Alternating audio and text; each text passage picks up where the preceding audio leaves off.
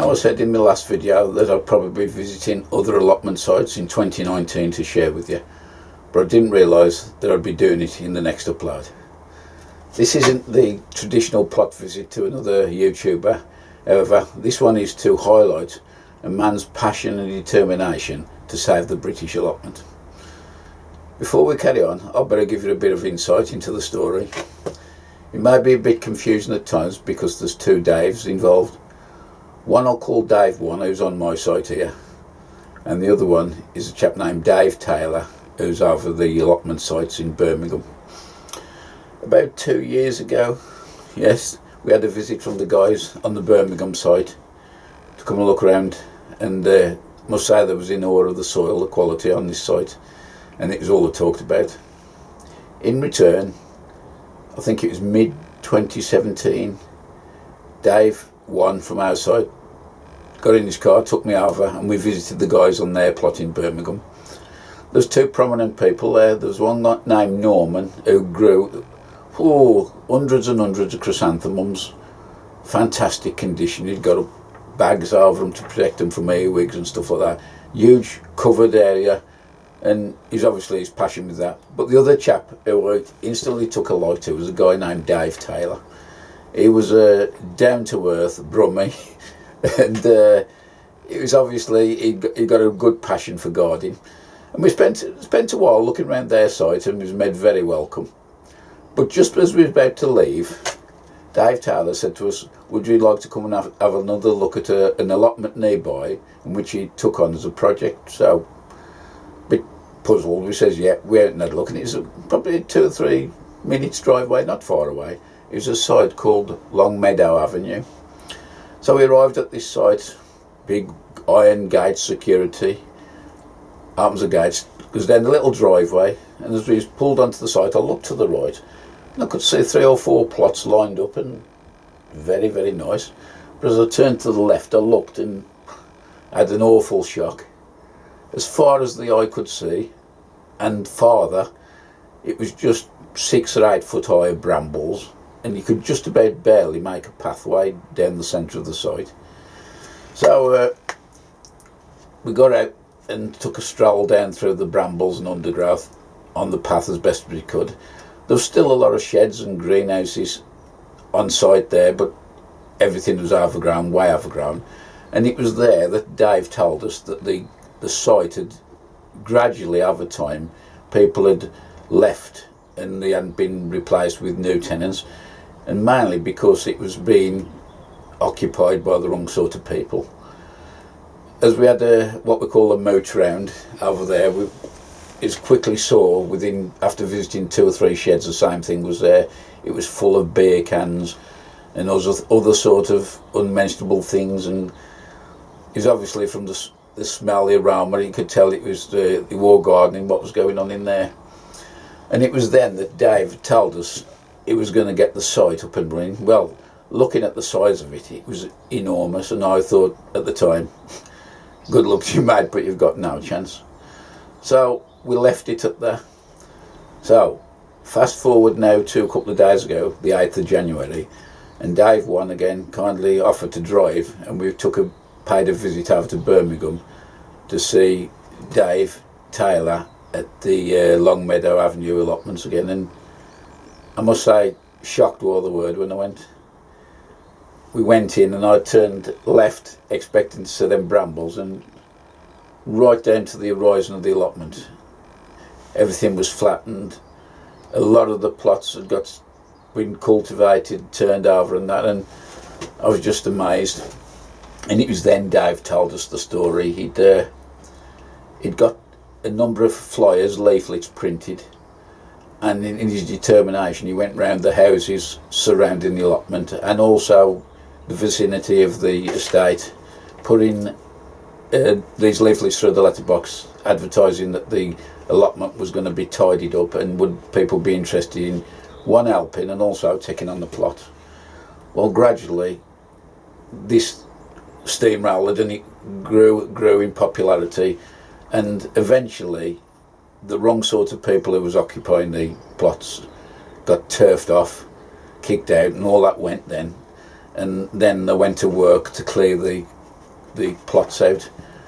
It's amazing story what he's done. There's still work to do. There's a third of the plot right down the back still needs working, but in the meantime he's formed a committee and they now more or less taking the reins and arranging for stuff, and there's plans in place to clear the bottom third and get those plots up and running as well. I think there's a total of 60 plots on this site, and there's about 45 been occupied again.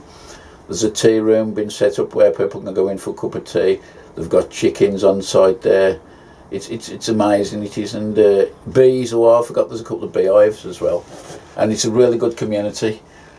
But Long Meadow site now, and this is Dave's little man cave, and as you can see, he's got a bit of everything in really. There's his tool sheds to do his odds and sods and work on them. Maintenance.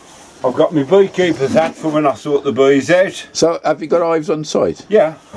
And how many hives you got? I've only got 2 at the moment, but that'll be up to 4 eventually. Right. But it's still, you're talking 140,000 bees with 2. Yeah. And we make our own honey. We make and sell our own honey. You sell the honey, do you? Yeah. Right. Yeah, it's branded with our own name on it and what have you. And I'm hoping to get a still set up in here at some time, so we can. You made? Yeah. Oh, look, it's like your allotment shop. Yeah, this has got the manure and the compost and all the front and all that stuff, you know. And what do you do? Take it in turns, man, in the shop, or? Yeah, there's 2 or 3 of us here who are dominated stores people, if people want stuff. And it's open of a Sunday when people come. Oh, I see you've got the Clover multi-purpose compost. Yeah, indeed. And how do you find that? Nice compost? Clover, we love that stuff. Yeah. That's what we have, because it's tried and tested. Yeah. Some regular layers on the They day. never stop. Yeah. They're relentless. That's the portable television for them. Oh, right. And, but they go a bit quiet this time of year. Oh, you alright, girls? Come and say hello. How many you got in there? Oh, about 16, I think. 15 or 16. But they're normally very noisy, but this time of year they go a little bit semi-dormant. But yeah, they're very pretty birds, aren't they, some of them? Yeah. And somebody comes down and feeds them every day. Yeah. Every day. They're the best looked after chickens in Birmingham, I think.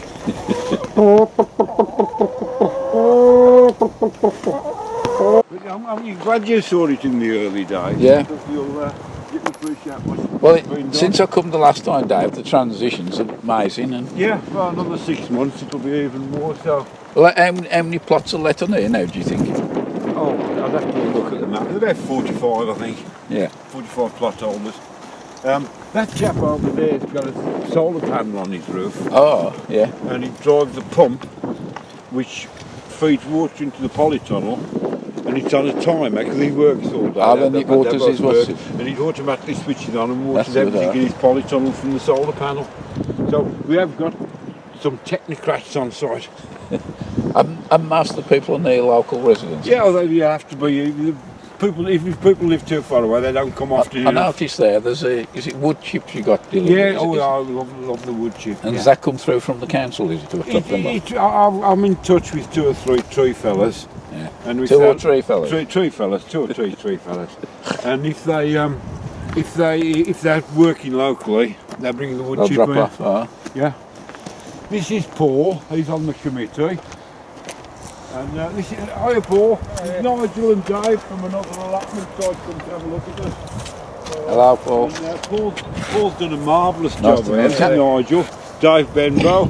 And Paul's done a remarkable job, everything is done right. Raised beds? Raised beds, polytunnel shed, everything has been done. Because as Paul said, he's in it for the long run. Yeah. This is his retirement project. Yeah. So he might as well do it right first time and then... I've got one of them. It's saving gym membership again. Well, it's the best gym you'll get, this is, I'll tell you that. Yeah. So how long have you been on there, Paul? 2nd year. Is it? Yeah. Nigel's probably recording you, by the way, Paul. You've no problem with that, have you? No. He records things all over the place. Yeah. So that's coming. I need to worry about this site, and I know. Paul, Is this the first allotment you've had? No, yeah, I plot down here, didn't I, Dave, last year? Yeah. Brother, I got overrun with Horse Oh, tail. mate, oh, it's terrible. Oh, I couldn't cope with them, it's just too much. So, you got anything in yet? Any No, garlic but- or onions or But anything? this year, yeah. No. So what you plan on growing for this year? Got beans and beans up there. Yeah. Carrots, parsnips, Yeah. swede, turnips in them too. Yeah. And just The retired couple. They've just finished building his shed. It's certainly changed since the last time I saw it, Dave. That the wilderness and all the. Well, if you recall, the brackens came out to the middle of the road. There was only a tunnel up this road, Yeah. where the brackens went to either side. Yeah. And this is a nice young chap. He's doing a nice job. He's sorting his bed out. He works all day, so he's down of an evening in the summer. But he's doing it properly. This chap took it out of a rick, and he's never grown anything before in his life. Boy, has that man had pleasure from his allotment this year. He absolutely loves it. That's what it's all about, eh? Yeah. All about. That's what it's Yeah. all about. And what he's doing here, he's another very keen dahlia grower. Oh. So he's put the plastic sheet in here. He's going to have a curtain across I was going to there, eat one end. and he'll just eat the one end for his dahlias. Well, look at all the dahlias.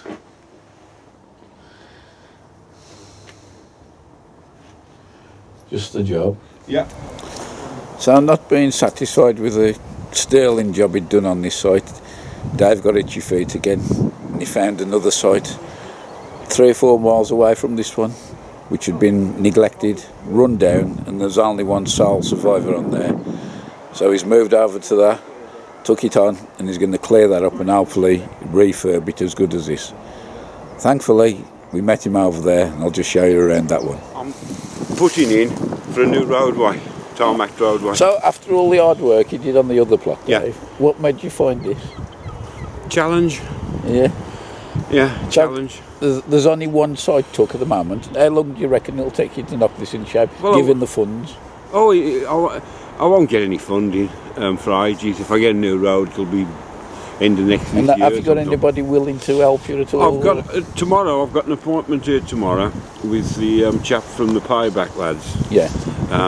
He's got to come and do a risk assessment. Right. I'm using him at the other site, and if I get the risk assessment done, I can have a couple of lads up here Saturday, Sundays when I'm working here, and that can use the strimmers and what have you. And once that, then you'll start campaigning to get new tenants in. What I'm going to do, that first plot over there. Yeah. First job, probably this Sunday, I'm going to clear that ground. Yeah. So that's one plot ready to let. Okay. I'm piling all the stuff we cut on the empty plot up there away from the houses. And in March we can have bonfires, so I'll have a good burn up in March. Yeah. And then I'll let another. When I've cleared 2 or 3, I want to start the letting process. Yeah. And then it'll just be a natural. It'll just grow from that. Do you think the boundaries will mark themselves out? No. I'll mark them out. You're going to I'll mark the and boundaries you're working out. them off the council plan? Yeah, I've got the plan there. No, I've got the measurements. So it's just stakes in the ground. Right. And how about getting rid of the rubbish? You're going to burn most of it? I haven't got any rubbish. Unfortunately, the beauty of this place is it's not full of rubbish. It's full of wood and stuff that'll burn, but not rubbish. Yeah. And what assistance you had off the council? They gave me the map and told me where it was.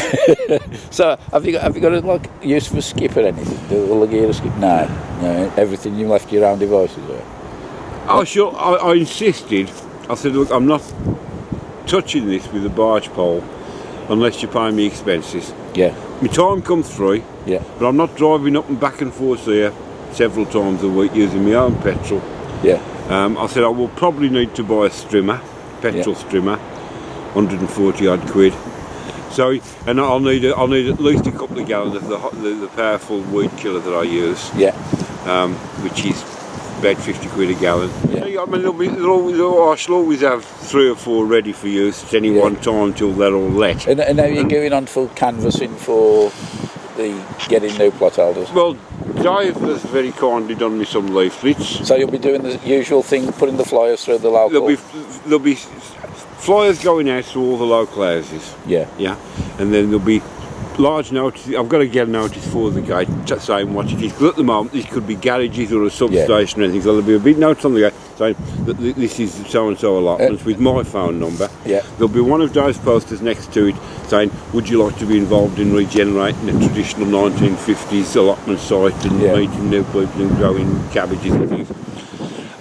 And then the ones that are 8 by 10, they'll be going out in libraries, doctors' surgeries, community centres, anywhere where people gather. They'll be going up. And from that, I expect to get a good take-up. And facilities, you've got running water? We've got running water, we've got a toilet. What more do you need? Fantastic. Yeah. And we've got expertise for newcomers. Yeah. To show them how to carry on and what to do. That's good. We can even lend them tools till they get organised and get their own.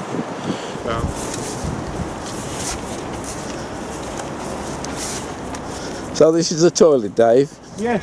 So how's that work then? Who looks after that? The council, we have an allocation every year, a devolved budget. Right. And the council, in the devolved budget, there's a firm that comes and empties it and cleans it, I think, a couple of times a year. But they're quite spacious, actually. You know, there's a lot of big sites. They got now facilities like that. Cleaned up and put in good order. You know, it's better than nothing. Yeah. Very commendable in what you're doing. So this could be normally just left like this, and eventually the council will probably shut it down. Well, the reason I've try and build houses because they want to build on it. Yeah. And it's good of you to take this on after seeing what you did on the last allotment site. It's a challenge. Plus, I'm passionate about allotments. I'm passionate about allotments because they accrue eccentric people. Yeah. And I like eccentric people. Yeah. When everybody's going highly technical and sitting at home with setting themselves completely bloody loopy on the laptop, staring into screens 48 hours a day like screen zombies. Allotment people are out digging and building and socialising and having barbecues and things. I like eccentric people. If you want to know how many nutters there are in an area, open an allotment within a and they're anarchists too. They swim against the current. I love them. The other thing is, of course, we tick all the boxes. Yeah. Because at the moment, everybody's screaming that everybody's overweight, which is true. Yeah. It's a massive problem, and that's not a pun, by the way, massive. It is a massive problem. It's better People are filling out like balloons. It's better than any gym, it's an allotment. As they come down here, well, first of all, they'll be exercising, they'll be getting exercise. They get fresh air. They'll be growing fresh food. Instead of sitting on the settee eating hundreds of tons of bloody junk food from morning till night, they'll be out here growing proper food. Yeah. Mental health is apparently the big thing at the moment. It used to be asthma, that's gone. Then it was diabetes, that's gone. Now it's mental health. Everybody apparently is as mad as a box of frogs. The best way of getting rid of any sort of mental illness is to come down there and work quietly with nature and mix with nice people. Right. Have a social. Instead of sitting at home thinking, oh my God, I'm depressed. You get up here, you have a laugh, you get some work done in the fresh air. Fantastic. We tick all the boxes. Yeah. At the end of this video, contact details. Anybody in the Birmingham area, there's quite a few people. Have my phone number. It's not a secret, anybody can have it. So I'll give it a ring. Anybody interested? Give me a ring. If they live locally, I don't want people from far away. No. The closer people live to an allotment, the more often they come down. It's Sheldon, you say? It's Sheldon, yeah. Right then. So anybody in the Sheldon area, look at the details at the end of the video. Contact Dave, and I'm sure he'll put you right. Yeah, if you want to be involved in a hobby that will last you for the rest of your life and you get enormous pleasure from, come give me a ring, come and have a look. I'll show you what we've got on offer. That's it. Thanks very much, Dave. Cheers. Ta-ra. So as you can see from that, Dave is quite a character and someone who's passionate about his allotments. Without people like him, a lot of our allotments would just fade away and they'd be gone forever, so it is nice to know that these people are about.